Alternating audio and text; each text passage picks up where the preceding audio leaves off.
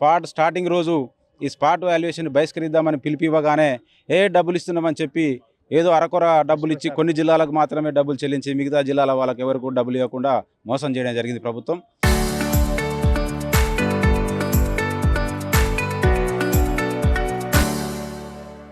మరి ఇప్పటికైనా ఆ ప్రభుత్వం దిగివచ్చి ఆ డబ్బులని చెల్లించినట్లయితే మరి ఉపాధ్యాయులకు న్యాయం జరుగుతుంది. ఒకవేళ చెల్లించకపోయినట్లయితే ఎల్లుండి నుంచి జరగబోయే bioscience, physical science spot valuation ఖచ్చితంగా బహిష్కరిస్తామని చెప్పి హెచ్చరిస్తూ ఉన్నాం. అదేవిధంగా గత సంవత్సరన్నర క్రితం ప్రభుత్వం కులగణన సర్వే పేరుతో ఉపాధ్యాయులను బడికి వెళ్లకుండా ఆపించి ఆగమేఘాల మీద సర్వే చేయించడం జరిగింది. మరి ఎవరికైతే ఎన్యూమరేటర్లకు 10,000 రూపాయలు, సూపర్వైజర్లకు 12,000 రూపాయలు ఇస్తా అని చెప్పి మాటిచ్చి ఇంతవరకు ఆ డబ్బులు కూడా రిలీజ్ చేయలేదు. మరి ఎంత అన్యాయమైన ప్రభుత్వం అంటే ఉపాధ్యాయులకు ఈ విధంగా నష్టం జరుగుతున్నటువంటి సందర్భంలో మరి ఉపాధ్యాయ సంఘాలన్నీ ఏకతాటిపైకి రావడం జరిగింది. పిఆర్టీ ఆధ్వర్యంలో టీటీజేఏసీ, యూటీఎఫ్ ఆధ్వర్యంలో యూఎస్పీసీ, ఎస్టీ ఆధ్వర్యంలో ఉన్నటువంటి జాక్టో, ఈ 3 జేఏసీలు ఉమ్మడిగా ఈరోజు కార్యాచరణ ప్రకటిస్తూ ఉన్నాం.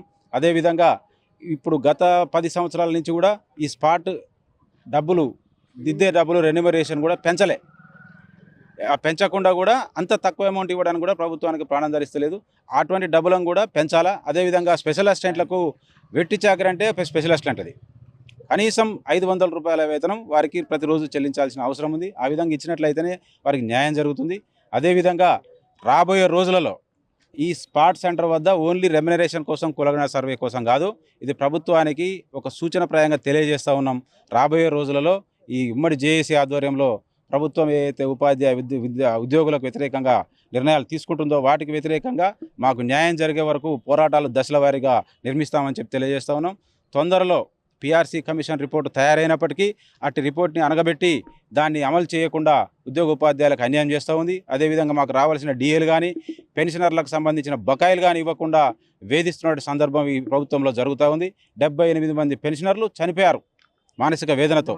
కాబట్టి వారి యొక్క చావుని ఎట్లా అంటే ప్రభుత్వము కనీసం వాటికి మర్యాద లేకుండా వారికి కావాల్సినటువంటి డబ్బులు చెల్లించకపోవడం కూడా ఒక అన్యాయమైన పద్ధతిలో ప్రభుత్వం కొనసాగుతూ ఉంది. కాబట్టి రాబోయే రోజులలో ఇటువంటి మేము కోరుతున్నటువంటి బెనిఫిట్స్ కనుక ప్రభుత్వం శాంక్షన్ చేయకపోతే తప్పకుండా దశల వారీగా మండల కేంద్రాల నుంచి, జిల్లా కేంద్రాల నుంచి, రాష్ట్ర కేంద్రం వరకు ప్రభుత్వానికి వ్యతిరేకంగా నిరసన కార్యక్రమాలు నిర్వహించడం జరుగుతుంది. కాబట్టి ముఖ్యమంత్రి గారు విద్యాశాఖ నిర్వహిస్తున్న సందర్భంగా వారికి నల్లగొండ జిల్లా జేఏసీ పక్షాన, పిఆర్టీ సంఘం పక్షాన మేము విన్నపం ఏంటంటే మా ఉపాధ్యాయులని బయటికి రానియకండి. ఉపాధ్యాయుల ఉసురు తగిలిన వాళ్ళు ఎవరు బాగుపడ్డ రోజులు లేవు. కాబట్టి ఉపాధ్యాయుల నోటికి మాటలు చెప్పొద్దు, మాటలు రానియొద్దు. వచ్చిన తర్వాత వాటిని అడ్డుకోవడం కూడా కష్టమవుతుంది. కాబట్టి ప్రభుత్వం ఈ విషయాన్ని గుర్తించి మాకు రావాల్సిన బకాయిలను వెంటనే రిలీజ్ చేయాలని చెప్పి ప్రభుత్వం ప్రతిష్టాత్మకంగా చేపట్టిన కులగణన సర్వే అమౌంట్ కూడా చెల్లించాలి. అదేవిధంగా గత 7 సంవత్సరాల నుంచి స్పాట్ రేట్లు పెంచకుండా 10th స్పాట్ రేట్లు పెంచకుండా ఉన్నారు. వాటిని 50% పెంచాలని, ఇప్పుడు పేపర్లు దిద్దే వాళ్ళకు లాస్ట్ రోజే రెన్యుమరేషన్ చెల్లించాలని ఈ 4 డిమాండ్లతోటి స్పెషల్ అసిస్టెంట్లకు కూడా న్యాయంగా టీఏడిఏలు ఇస్తూ వాళ్ళకు కూడా 500 రూపాయలు ఇవ్వాలనే ఈ డిమాండ్లతోటి ఈరోజు అన్ని ఉపాధ్యాయ సంఘాలు అన్ని జిల్లా కేంద్రాల్లో ధర్నాలు నిర్వహించడం జరుగుతుంది. పెద్ద ఎత్తున ఉపాధ్యాయులు తరలి రావాలి.